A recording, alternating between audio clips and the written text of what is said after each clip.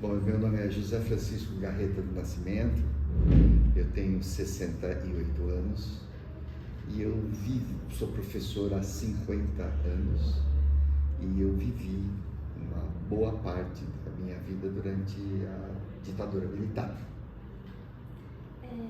Agora vou fazer algumas perguntas sobre o nosso trabalho de história, que é sobre o regime militar, né, a ditadura militar. Bom, a primeira pergunta é a seguinte: quando você percebeu que sua vida havia se tornado alvo do regime? Bom, na realidade, na época, eu tinha 14 anos de idade e como todo jovem, né, de 14 anos de idade, a gente não consegue perceber as coisas assim rapidamente. Você conseguia perceber que, por exemplo, você não podia andar na rua depois de um certo horário. 10 horas da noite, depois das 10 horas da noite, você não podia andar sozinho na rua. A gente percebia também algumas intervenções, né, da polícia nas salas de aula, né, muitas vezes tirando colegas da sala de aula e tudo mais. Então era brutal, mas até pela nossa juventude, por a gente já estar dentro daquele regime, a gente não percebia isso com muita clareza. Eu só fui entender isso tudo depois, quando você vai ficando mais maduro, que você vê que você deixou de ter liberdade, que você não pode falar o que pensa, que você não pode perguntar o que gostaria de perguntar. Eu nunca me esqueço de uma passagem que eu fui perguntar para a professora o que era comunismo, porque eu vi no muro escrito abaixo o comunismo e sorteou a curiosidade. O que é comunismo? E a professora fugiu da pergunta, ela não conseguia responder. E no mesmo dia, no final da tarde, a polícia do exército foi na minha casa questionar meu avô por que eu tinha feito a pergunta. Porque meu avô era estrangeiro e existia uma certa perseguição a todas as pessoas que eram estrangeiras no Brasil. Então, gente, a percepção mesmo a gente vai tendo com o tempo. Porque na época eu era muito jovem, né? E como todo jovem, não está muito antenado em tudo que acontece. Bom, qual foi o momento em que ficou claro para você que aquilo deixou de ser apenas uma disputa política e havia se transformado em perseguição? Bom, acho que desde o começo, né? Na escola, por exemplo, eu falo muito da escola porque era uma época que eu estava ainda no ensino, hoje, no ensino fundamental, né? E a gente vivenciava isso. Professores de história, não tinha nem filosofia nem sociologia. Você tinha a Organização Social e Política Brasileira e você tinha Educação Moral e Cívica. E eram todos eles dados por militares. Os professores eram militares. Então eles exaltavam o regime militar, tá? E era uma escola em que não acolhia ninguém, muito pelo contrário, você tinha a sua posição dentro da escola, formava-se fila para entrar na sala de aula, tá? Você não saía para o intervalo, né, para o recreio, não existia merenda, não existia nada disso, você tinha que sair em fila, voltar em fila, era tudo muito, como diria assim, muito restrito. Você não tinha informação, né? Os jornais não divulgavam as atrocidades do regime militar, tá? Então, e tinha um processo de nacionalismo extremado, né? Frases de efeitos como Brasil, ame-o ou deixe, pátria amada, aquela coisa muito exaltada. Então, embora você visse um monte de gente passando fome, um monte de gente sem liberdade, isso não chegava na grande mídia. Primeiro, a televisão não era para todos. A gente tinha, a minha família mesmo não tinha televisão. Existia televisão na casa do vizinho. Segundo, os jornais, eles eram policiados. Existia uma censura prévia, né? Então, tudo isso, você só vai entender depois de algum tempo, né? Então, depois já formado, mais adulto, é que fui entender que a gente viveu um regime de exceção, porque é quase que o fenômeno do sapo perdido. Vocês já ouviram falar aliás, do sapo fervido? Vocês já ouviram falar desse fenômeno? Se você pegar uma água, ferver ela e jogar o sapo dentro, ele sai correndo, porque ele se queima, claro, ele sente o calor na hora e ele pula. Agora, se você colocar o sapo na água e colocar água para aquecer, ele se acostuma com aquela temperatura e ele acaba morrendo, porque ele não consegue determinar que mudou a temperatura, ele vai mudando aos poucos. E era mais ou menos esse fenômeno que acontecia com a população brasileira, tá? Agora, a gente tem que admitir que o jovem, ele era o grande desvio da curva disso tudo, tá? Então já existia, né, nas universidades os atos de rebeldia, os atos contra a ditadura, a favor da liberdade. Então sempre foi o estudante, sempre foi o jovem que mudou o rumo das coisas. A terceira pergunta é: como era lidar com a sensação de estar constantemente sendo vigiado, mesmo sem ter cometido nenhum crime? É como eu falo, a gente não percebia isso no primeiro momento, né? A gente não percebia que estava sendo vigiado, tá?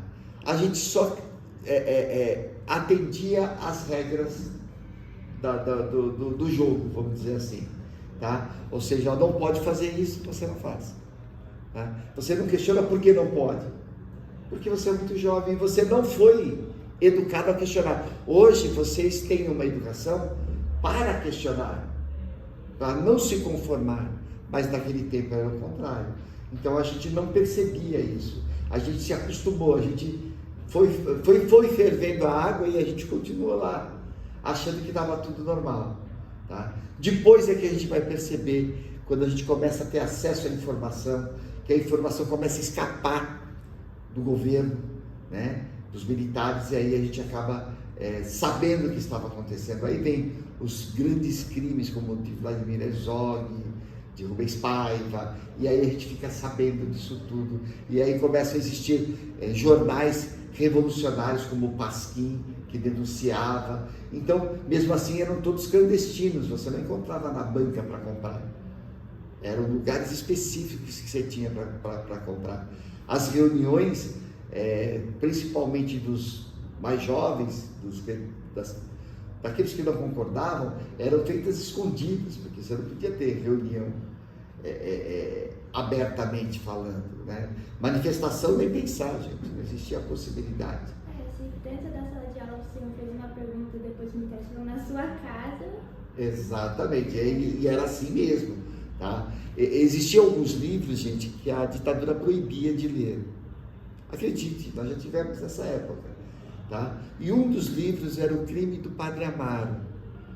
Não tinha nada demais no livro, tá? Era a paixão de um padre por uma mulher. Então era O Crime do Padre Amaro. E não podia ver, era proibido. Então o que a gente fazia? A gente pegava o livro, tirava a capa e colocava em capa de outro livro para poder ler. Porque se é proibido, deve ser bom. Então aí a gente... né? Então é claro que aguçava a curiosidade. Por que é proibido? Né? E era esse tipo de subterfúgio que você fazia. Quando a polícia do exército atacava a escola, e eu estudei num colégio que era foco de resistência, ou seja, onde tinha ali alguns estudantes que eram resistentes ao regime. E de vez em quando a polícia entrava dentro da escola, né? Eu tinha colegas que eram filhos de policiais, de generais, de oficiais do exército, e eles denunciavam. Se você fizesse qualquer coisa, eles denunciavam. O pai perguntava o que aconteceu na sala de aula hoje. E se ele visse algum vestígio que ali podia ter alguma resistência, eles iam atrás. E eu me lembro que uma época houve uma correria total e a gente entrou na biblioteca. Que tinha uma biblioteca, não era dentro da escola, era fora. Mas, e a gente entrou na biblioteca e se escondeu no banheiro das meninas. Porque a PE não entrava no banheiro feminino, só no banheiro masculino. Então a saída foi entrar e se esconder no banheiro feminino. Que também era uma incógnita. O que será que tem no banheiro feminino? Acreditem, gente, tudo era muita curiosidade, né? Depois percebeu que era um banheiro como qualquer outro. Tinha exatamente a mesma coisa que tinha no banheiro masculino. Bom, você perdeu oportunidades acadêmicas, profissionais ou pessoais por conta dessa perseguição? Não. Não, porque como eu falei, eu estava ainda no ensino fundamental, então não... Assim, eu acho que a gente perde a oportunidade de discutir os temas. Isso poderia ter me ajudado depois a entender melhor, mais rapidamente. Não entender melhor, mas entender mais rápido o processo, né? E valorizar, uma coisa assim, isso tudo me ensinou, valorizar a liberdade, valorizar a democracia. Porque a gente fala de ditadura militar, mas não existe só ditadura militar, existe ditadura civil também, né? E qualquer ditadura é ruim, porque ditadura entende-se o quê? Falta de alternância no poder, né? A ditadura, ela te impõe um governo. É diferente da democracia, é que você escolhe o governo. Então, eu acho que o que a gente perdeu foi a oportunidade de discutir determinados temas que talvez se a gente tivesse discutido lá atrás, hoje nós não passaríamos pelo que passamos, né? Talvez se lá atrás a gente tivesse tido uma expansão maior da cultura, a gente pudesse ter discutido melhor os golpes e tudo mais, a gente não teria uma tentativa de golpe agora. Mas o que me deixa contente e aliviado também é que o Brasil sobreviveu a um golpe. Foi a primeira vez que nós sobrevivemos a um golpe. Todos os outros golpes lograram êxito. O golpe contra a monarquia, o golpe de 64. Então, todas as vezes que a gente teve um golpe, a gente acabou sucumbindo ao golpe. E dessa vez não. Dessa vez a gente conseguiu superar o golpe. Os comandantes desse golpe, eles estão presos, como devem estar qualquer cidadão que comete crime, seja ele político, seja ele das Forças Armadas, seja ele quem for, sabe? Porque o essencial da democracia é a igualdade. Igualdade de direito e igualdade de dever. Você não pode atentar contra a vida dos outros e não acontecer nada com você, independente da sua posição econômica, política ou social. Quinta pergunta. Os impactos dessa situação continuaram após o fim da ditadura ou a normalidade foi apenas aparente? Gente, nenhum impacto cessa imediatamente. Ele demora um tempo. É o que a gente está vendo hoje. Gente, a história ela é cíclica e a gente está vendo o mesmo movimento hoje. Todo mundo sabe que foi um golpe, mas acabou o golpe. Mas a ideia das pessoas em tentar promover aquilo ainda continua. Então existe um tempo para que todas as pessoas caiam na real de que aquilo era uma coisa ruim. Tem gente que ainda acha que ditadura militar foi bom. Entendeu? Então, você nunca passa impune por um processo desse. E esse processo, eu costumo dizer que a democracia exige da gente que a gente seja sempre alerta, sempre preocupado, sempre com as antenas ligadas. Sempre vai ter alguém tentando burlar, tentando derrubar, tentando se beneficiar do poder. E é isso que a gente tem que ficar atento. Sexta pergunta. Qual foi a consequência mais marcante que essa perseguição deixou na sua vida? Você sabe que, como consequência, eu acho que eu aprendi a analisar melhor as coisas. Ou seja, nem tudo que aparentemente, nem tudo que é aparência é verdade. Ou seja, eu aprendi a duvidar da verdade e buscar sempre mais verdade. Então é isso. Você aprende a não aceitar as coisas facilmente, de primeira. Você quer pensar, você quer questionar, você quer... Isso foi o grande legado da ditadura, me fez pensar.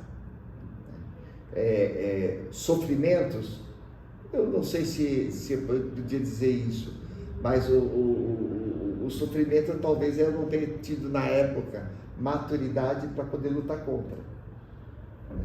Como muitos tiveram, né? Mas tudo é na sua época, né, gente? Tudo tem a época certa, né? Então hoje vocês, por exemplo, vocês talvez não entrassem numa luta pela democracia. Mas com certeza daqui a uns anos vocês vão ver o quanto importância é ter essa democracia. 7ª pergunta. Se você pudesse responder hoje a uma pessoa que tenta minimizar ou relativizar esse período histórico, o que diria? Aí eu vou usar uma frase do Karnal, né? O Leandro Karnal, ele diz o seguinte: quando eu vejo alguém defender a ditadura, eu atribuo duas condições. Ou ele é muito jovem e não viveu aquilo para poder realmente saber o que era, ou ele é muito velho a ponto de ter perdido a memória. Então é isso, né? Quando a pessoa vem exaltar, é porque ou ela não vivenciou, e ela só ouviu dizer, ou porque ela esqueceu. Como ela não foi a vítima, ela não teve empatia de sofrer por aqueles que sofreram as perseguições. Então eu colocaria dessa forma para a pessoa. Bom, essa foi a nossa última pergunta. Muito obrigada, professor. Imagina, disponha. Foi um prazer. Espero que tenha ajudado.